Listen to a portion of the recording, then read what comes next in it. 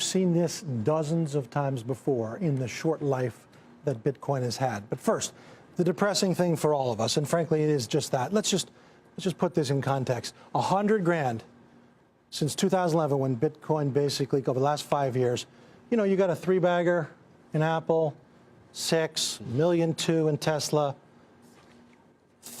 3.7 billion. Now, let's say you didn't risk 100. You said, I'm not going to do that, or that's a lot of money. You risked only 10,000.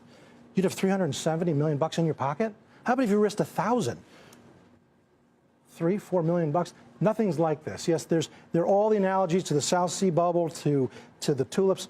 There's no rate of change ever in any of the data that is like this. But let's look at the current sell-off. Here is, now this is important. If you do an arithmetic chart, the thing looks like this. You can't even analyze it. But if you do logarithmic, nonlinear, it puts the rate of change in perspective with preceding moves. So if I put the percentages on here we go. Now, what do you see?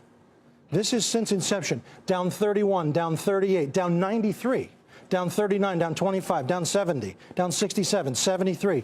So in that context, what makes this different? Now, you could say, yeah, there was just a few people playing here. Now that's big money. Fair enough. But in the context of corrections, there's nothing different per se. And if there were, then how did all these happen?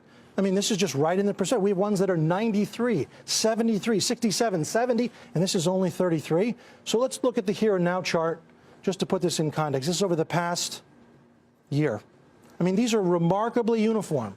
25, 25, 31, 33.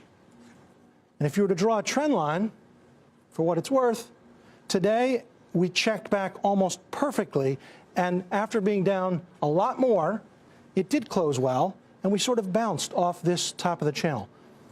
If you're not involved and you've wished you had made billions, take advantage of this and put $1,000 bucks in it, or a little more.